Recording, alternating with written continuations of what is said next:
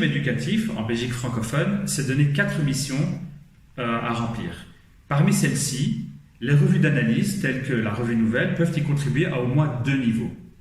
Le premier, s'agissant d'amener tous les élèves à s'approprier des savoirs et à prendre une place active dans la vie sociale et culturelle.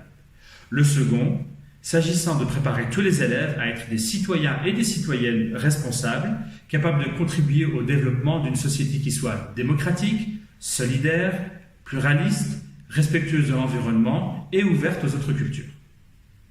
Les revues généralistes d'analyse, telles que la revue Nouvelle, peuvent contribuer à ces objectifs en proposant au lectorat des savoirs qui sont issus de la recherche, qu'elle soit universitaire, qu'elle soit associative ou syndicale.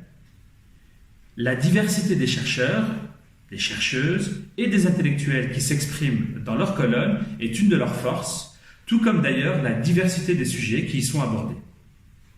Par ailleurs, ces analyses et savoirs portent sur la manière dont fonctionnent les sociétés, que ce soit au niveau belge ou même international.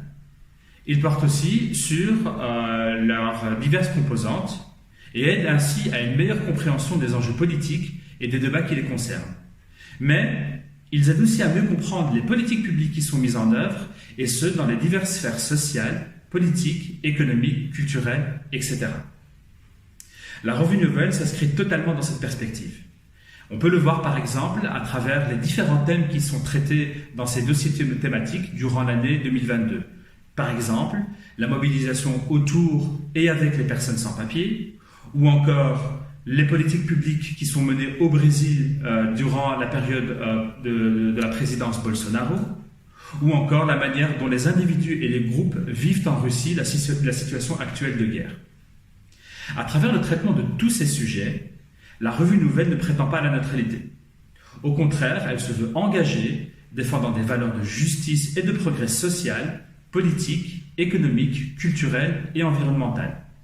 C'est précisément pour cette raison qu'elle peut participer à l'éducation des élèves afin d'en faire des citoyens et des citoyennes justement, comme on l'a dit, capables de contribuer à une société démocratique, solidaire, pluraliste, respectueuse de l'environnement et ouverte aux autres cultures. C'est pourquoi les ressources que proposent les revues généralistes d'analyse comme la revue Nouvelle peuvent être très utiles pour atteindre ce but et se révèlent beaucoup plus accessibles que des textes scientifiques qui sont publiés dans des revues très spécialisées. Ainsi, les enseignants et enseignantes peuvent les utiliser comme des ressources pour documenter et enrichir leurs réflexions afin de préparer leurs cours. Mais également, en fonction du niveau où il ou elle enseigne, il est aussi possible de proposer directement des textes ou extraits de textes tirés de ces revues à la lecture de leurs élèves. Par exemple, ces textes peuvent être utilisés pour illustrer un cours. Ils peuvent être utilisés pour exercer les élèves à l'analyse de textes ou encore la rédaction de résumés ou de synthèses. Ils peuvent même être utilisés comme source d'inspiration pour les élèves afin de les aider à rédiger des textes argumentatifs. Et potentiellement, un grand nombre de disciplines scolaires sont concernées. Il peut s'agir du français, de l'histoire, de la géographie, de l'économie, des sciences sociales, de l'éducation à la philosophie et à la citoyenneté, de la religion, et même dans une certaine mesure, les sciences naturelles et mathématiques, dans leur relation avec les sciences humaines et sociales, peuvent s'en saisir.